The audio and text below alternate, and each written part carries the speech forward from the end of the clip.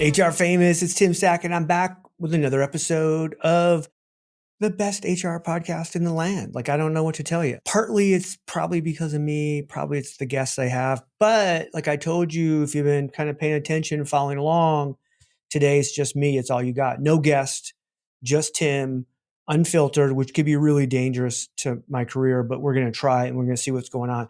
I got 3 things I want to talk about today that have been kind of on my mind.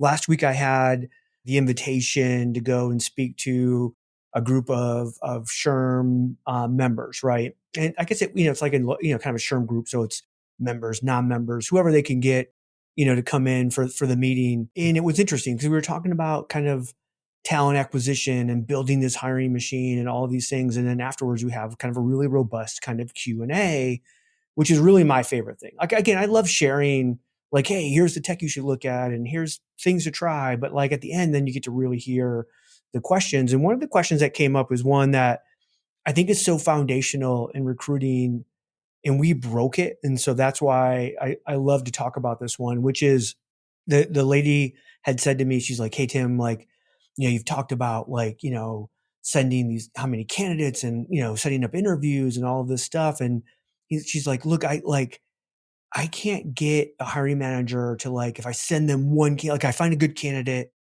somebody applies and we screen them and I send it to the hiring manager and I'm like, okay, hey, let's interview this person. And they're just like, they won't just interview the one. They go like, well, let's wait till we get some more. And she's like, I know we're going to lose this person if we don't interview now. And it's this weird dynamic because every ATS in the land right now will show you that, like, the average number of applicants, right, has doubled in the last like 12 to 18 months. Like, we see more and more. Now, a lot of reasons for that, right? We have candidates using AI to apply. We have, companies that have gotten a process that's better. So that it's allowing candidates to apply faster, easier, right? And so we're getting better at top of funnel, but it actually creates more work on us. But we also know, as like recruiting TA leaders, HR leaders, that just because the average number is big and doubled and blah, blah, blah, we always have those openings where we struggle to get hardly any traffic. And there's a lot of reasons for that, right? I mean, it could be a job that just doesn't have a ton of skill sets out there, right? So you're always going to have less. It could be you're underpaying for that job. It could be you're not well known, right, for being somebody to go to work for the brand. Like, if I'm some kind of an IT person, and we see this a lot, and you're a manufacturing company in the middle of the Midwest, you're going to struggle to get good IT talent because they don't view you as great for their career, even though the job might be great, the pay might be great, like everything, the balance might be great, the work they get to work on is great. They just don't know, right? So I go back to the initial problem of not being able to get a hiring manager to move on a candidate to interview. It told me a couple of things. One, this person, while caring about her job, caring about the company, caring about the hiring manager, blah, blah, blah, definitely doesn't have a great, like, trusting relationship with his hiring manager. If that was the case, she easily could have called and said, you know what, I'm going to work on getting you some more. But in the meantime, I need you to interview this person now. This is how good I think this person is. And that hiring manager 100% would have said, heck yeah, let's do it. Like, go. Let's get it done. But the bigger foundational issue isn't necessarily the trust. It's what TA has done over the last 2 or 3 decades to create this behavior from hiring managers, which is we've gotten to, and again, you're going to go, that's not us, Tim. Here's what I'm saying. 90% of most talent acquisition functions do this one thing. They post jobs, and then they collect people that apply, and then they jam those people onto a hiring manager. And again, this is over decades, right? And you go, whoa, wait, Tim, we screen people. Okay, great. You screen people. Most people don't. they actually throw them to the hiring manager. Now, again, a lot of reasons for that. Sometimes the hiring manager is just like, let me see everybody. And again, if I am a functioning TA leader, HR leader who knows my stuff, I'm going to say, no, that's a waste of your time. And it's a waste of our expertise to throw every single candidate at you. And we know half the people who are applying don't even come close to this job. Why would you ever want to see those people? That's a waste of your time as a leader, right? And I would have that exact conversation with that person. But what we've allowed happening is this behavior of, hey, I'm going to send you 10 qualified screened candidates. And they'll go and they'll look and they'll go, oh God, no, garbage. Send me 10 more. Well, no, I didn't send you 10 people with the understanding that I'm going to send you more. I sent you people believing these are the people that are right for the job and you should interview these people. But what happens is all that kind of unconscious bias, sometimes conscious bias, falls into play, and they end up going, just send more, send more.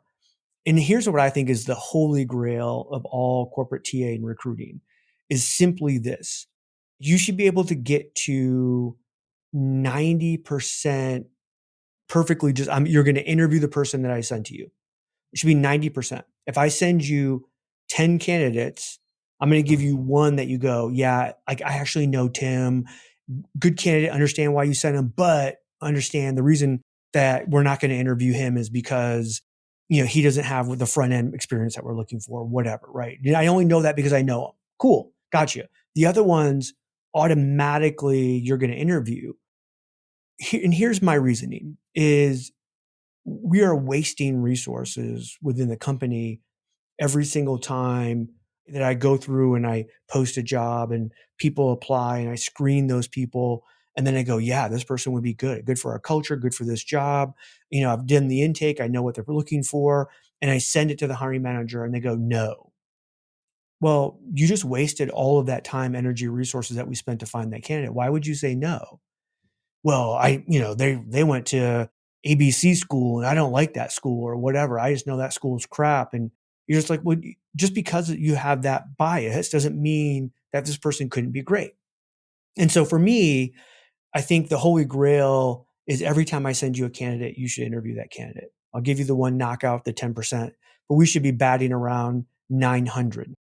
If you are batting 300, you could be a Hall of Famer in the Major League Baseball. And in recruiting, you should be fired, right? There's no reason that when you send a candidate, that shouldn't happen. Now, I go back to like this holy grail concept of the perfect TA function and experience would be, I'm not even going to send you candidates. You and I have this great relationship. We trust each other. All I want is to find a great candidate for your position and success of this company, success for you as a manager. So I'm going to just basically, you tell me, you give me openings on your calendar, and I'm going to fill those with great talent that you're going to interview. Understand, we're adults. There's going to be false positives that happen. I'm going to send you somebody and they're going to completely crap the bed in front of you. And you know what? I'm sorry about that, but that happens. By the way, if I just send you every single candidate and you personally pick each one you want to interview, the same exact thing is going to happen. Somebody's going to come in and they're going to throw up on your desk and you're going to go, oh my God, well, now you're to blame because you chose them. Like, let's get away from the blame thing. These are human beings. False positives happen. For the most part, though, we should have a trusting relationship where I send you somebody and you don't even question whether or not you want to interview them. Automatically, you want to interview them because I put the work in to find them for you. That's the first thing I wanted to talk about. I think we are failing at corporate TA when we don't get to that realm of saying, hey, I don't need to send you more. Now go back to this hiring manager that wouldn't interview the one candidate. How can you get around that? Again, you can't just, push people to get to this holy grail concept. You have to work your way there, build that trust, blah, blah, blah. I think one thing you could do is just say, hey, I'm not going to just send you one candidate, right? I'm going to send you 3, and I'm not going to send you any more until, I get you to, actually interview these people or tell me exactly why these 3 actually won't work for you or whatever that means. I'm never, ever, and I'll have this conversation with every executive all the way up. I'm never going to send every single person who applies to a hiring manager who thinks they know more than I regarding the job, the culture of the company, what we're looking for in terms of talent, blah, blah, blah. Like, I'm just not going to happen. Now, I will happily sit down with you as a leader and go through every single one. So now I can learn, right? That's that trust building. But like, we have to get beyond that. What if I told you that your boss skydives, Tim in marketing is a magician, and Sam in accounting does sums in his head while standing on his hands? Seeing sides of the people you work with but never see, sides that inform and inspire their work and that can inspire yours, is what The Talent Show is all about. Email me, Tom Alexander, host of The Talent Show, at talentshow@backboneinc.com and show us what you got. I look forward to seeing you on The Talent Show. The other thing that happened that's like people are losing their minds, especially in HR, is Elon Musk going out to the federal government and sending out the email that said, hey, now, what did you do last week? Give me 5 bullet points on what you did last week. And oh my God, people are losing their minds that how could somebody do that? And I'm like, what do you mean? Why haven't we been doing that? And so again, I'll go back to the foundational issue of what Elon has found in government. By the way, we all knew this was an issue. Like, let's not act like somehow Elon is the evil or the devil for finding out that government was inefficient. We all knew it. Democrats, Republicans, libertarians, Green Party, we all knew that the government sucked and was inefficient and that they were wasting money and we had to get better, right? Bill Clinton knew this. That was what he ran on as president. He was a Democrat, right? Like, again, this isn't a Democrat Republican thing. This is performance based. So Elon comes out, says, hey, send me your 5 bullet points of what you did last week. By the way, this should take you all of 30 seconds to say, by the way, I have way more than 5. I'll give you the top 5.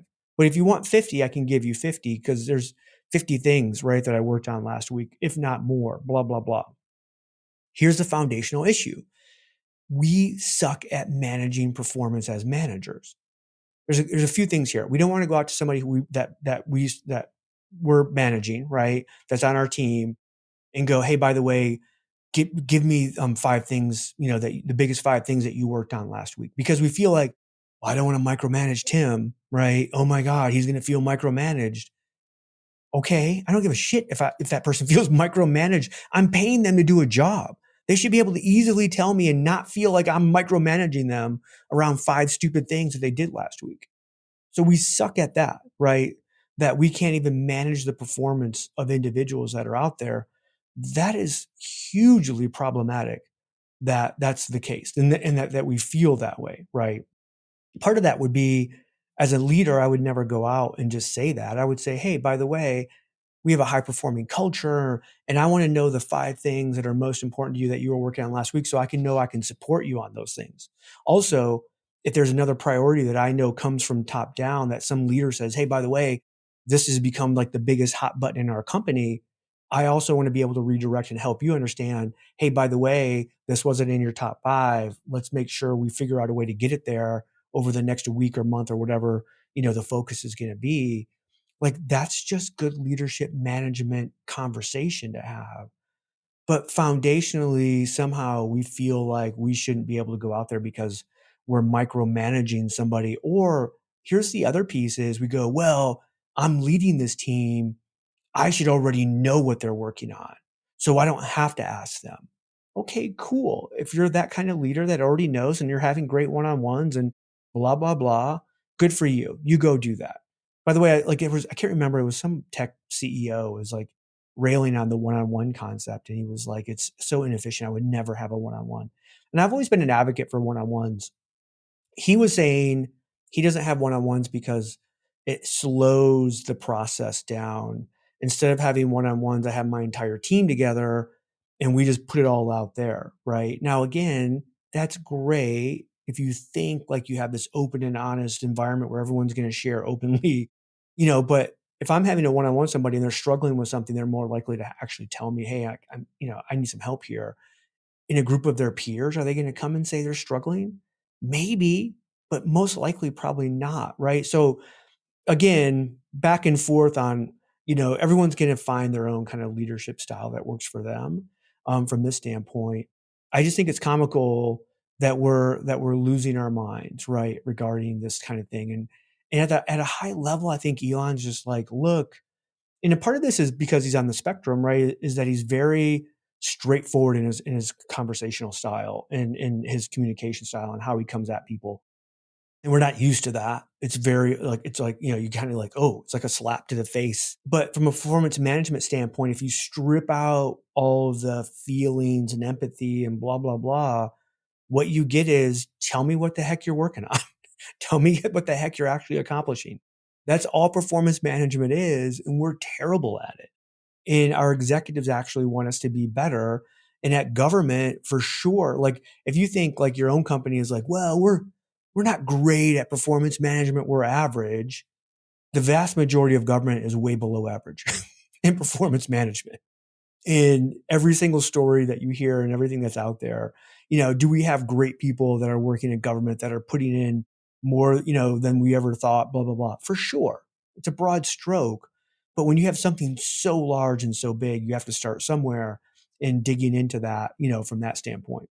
So the other thing that kind of goes with this, because my wife actually called me out on this weekend when we were driving. We were talking about this Elon thing and all the stuff that's happening, and we actually had went to dinner with some friends, and they were, upset about how they, how you can't just cut an entire organization. And I was trying to explain like the concept of, well, sometimes like when everything is so big and so broken, and you have fraud happening, but you don't know where, if you shut something down and then you wait to hear the panic and the yells and the screams, you kind of know where to turn things back on, right? Like, but if you shut something down and then you hear nothing, you kind of are like, uh-oh, maybe we shouldn't have ever had that thing on, right? And so there's this weird concept of like that. Anyways, I was kind of railing on like younger workers today are just soft as compared to, right, millennials, Gen X, boomers, greatest generation, blah, blah, blah. By the way, every generation thinks that. Every generation thinks the generation coming up under them is softer than the one than you were, blah, blah, blah. So I'm not sharing anything like that's ground shattering that way. But my wife said, that use of the word soft immediately puts people on the defense. It immediately makes people feel like you're against them or you think less of them, blah, blah, blah. And she was right. As we started talking, what it really came back to was lack of consequences. And we even talked about it from, with our own upbringing and then our upbringing of our kids, is we felt like we had consequences for our kids when they didn't do what they were supposed to do or didn't behave. But even then, I could look at those consequences and said, like, holy crap, they weren't the consequences I had. If one of my kids talk back to their mother, we might, make them go to their room and take away their screen time. My dad whacked me. Like I had an immediate consequence. You talk back to an adult, you talk back to a teacher, you talk back to a coach, you were going to face physical violence. And again, right or wrong, it was a different time, right? Judge all you want, different time. Now, would I do that? No. But so we put on different consequence and things of that sort.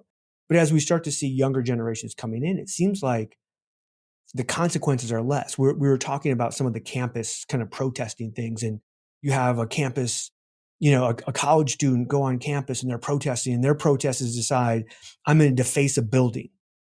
That's destruction of property. You should be arrested. You should be put in jail.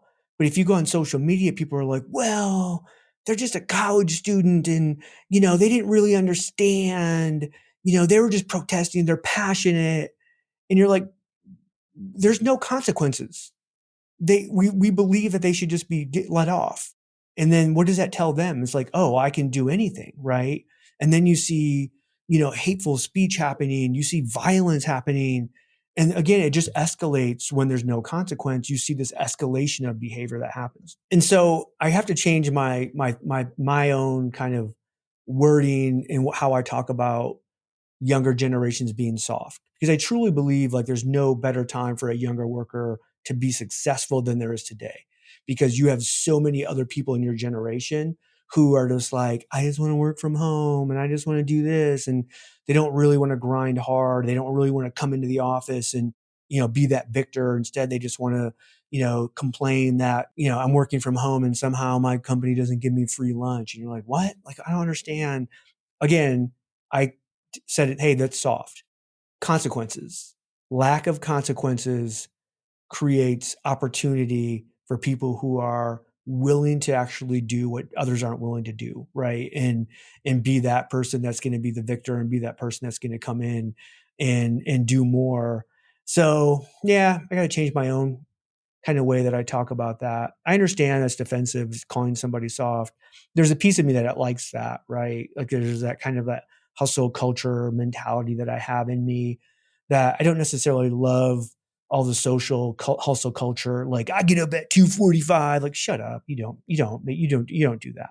I start my day by running a marathon and then sitting in an ice cold bath for an hour, and then I eat wood. Like shut up. Like I don't like that kind of hustle culture.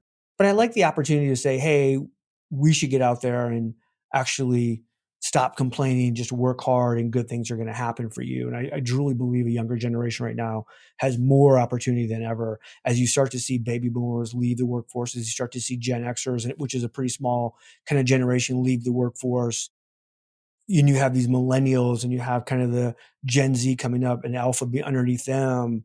The ones who are willing to work really hard and just put their head down and bust ass have such an advantage. By the way, every generation, those people have had such an advantage, but it seems like even now, right, they could have more. So that's what you got. That's HR Famous for this week. If there's something that you disagreed with, leave a comment. I would love to have an online fight with you. I'm just kidding. I won't do that. If there's something that you agree with, leave a comment, because I love affirmation. Also, if there's things you want me to talk about like this and you want my opinion on, it's the one thing that you'll get pretty straight. So that's it. That's HR Famous Pod for this week. I will be back and we'll do better next time. See you guys later.